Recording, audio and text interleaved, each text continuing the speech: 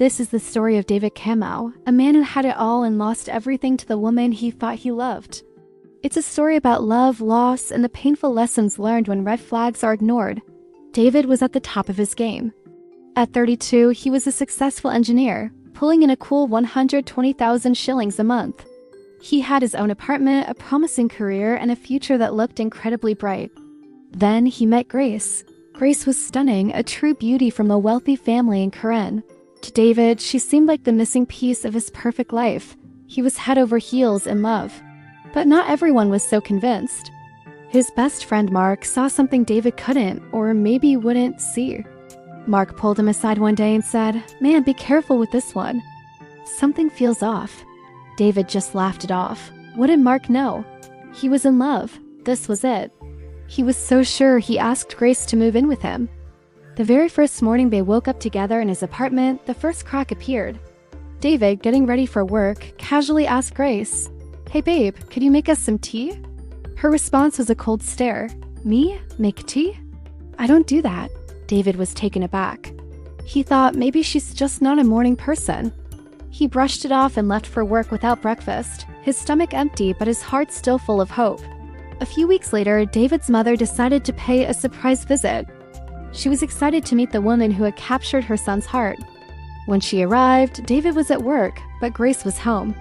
David's mom, a warm and traditional woman, tried to make conversation, offering to help around the house. That's when she found it. Lying on the coffee table was Grace's notebook. It wasn't a diary, it was a shopping list. A list that made his mother's blood run cold. Let's look at the numbers.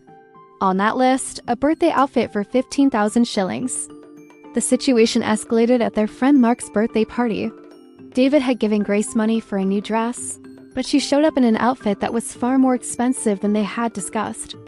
Throughout the night, she ignored David, spending her time laughing and flirting with a group of wealthy-looking men, her phone in hand, snapping selfies. David tried to join her, but she acted as if he was an inconvenience, a bothersome accessory she was forced to carry. The drive home was heavy with a silence that screamed louder than any argument could. David felt a pit in his stomach. The man who had been so full of confidence and joy was now filled with doubt and a growing sense of dread. Back at the apartment, the dream had turned into a nightmare. What was once his clean, peaceful sanctuary had become a war zone of neglect. Clothes were thrown everywhere, dirty dishes piled up in the sink attracting flies, and bags of trash overflowed in the kitchen. The air was thick with the smell of decay. Grace spent her days lounging on the couch, scrolling through her phone. She claimed she was building a career as a social media influencer. Her career consisted of posting glamorous photos of herself in expensive clothes and at fancy restaurants, all funded by David's rapidly disappearing salary. She was living a champagne lifestyle on his beer budget. David, ever the optimist and still desperately in love, believed he could fix it. He thought maybe she just needs a purpose. So he tried to help her start a business. First, it was a high-end fashion boutique. He poured his savings into sourcing initial stock. The stock was sold to her friends at a discount and the money vanished. Next, he suggested a catering business. He bought all the equipment, but it was never used. Each business venture was just another black hole for his money, another excuse for her to spend without contributing a single shilling. He was drowning. His savings account, once healthy, was completely wiped out. He maxed out his Sacco loans, then his M-Shwari limit. His credit score, once pristine, was destroyed. He was getting calls from debt collectors at all hours. The stress was eating him alive. He lost 15 kilograms. His once bright eyes were now dull and sunken. His friends started avoiding him because every conversation ended with him asking for a loan. He was isolated, broke and broken. The breaking point came on a Tuesday evening. David came home early from work, exhausted and defeated, hoping for a moment of peace. Instead, he walked into a full-blown party. The apartment was packed with Grace's friends, music blasting, expensive liquor flowing freely. And who was paying for all this? David was. He saw the bottles of whiskey he couldn't afford for himself being poured like water. He saw strangers enjoying food bought with the last of his borrowed money. In that moment, something inside him snapped. The illusion shattered completely. He wasn't her partner. He was her sponsor, her ATM. He didn't scream, he didn't shout. He just turned around, walked out, and never looked back. That night, he packed a small bag with what little he had left and drove to his parents' house in Limuru. He arrived at their doorstep a ghost of his former self, a successful engineer reduced to asking his parents for a place to sleep. The shame was immense. But beneath the shame, there was a tiny flicker of relief. The performance was over. Moving back home wasn't easy. It was a humbling, painful process of admitting defeat, but it was necessary. It was the first step towards saving himself. He had to face the consequences of his choices, rebuild his finances from zero, and most importantly, heal his broken heart and shattered self-esteem. And what about Grace?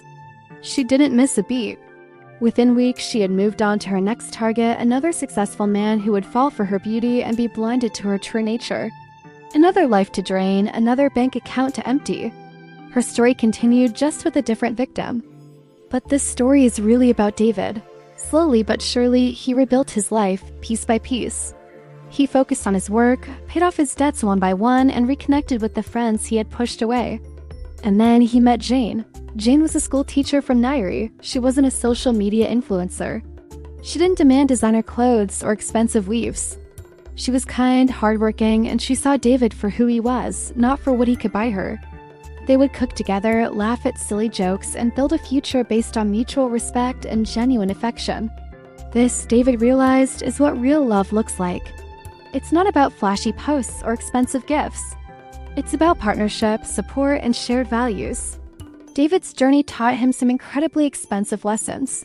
First, beauty fades, but character is forever.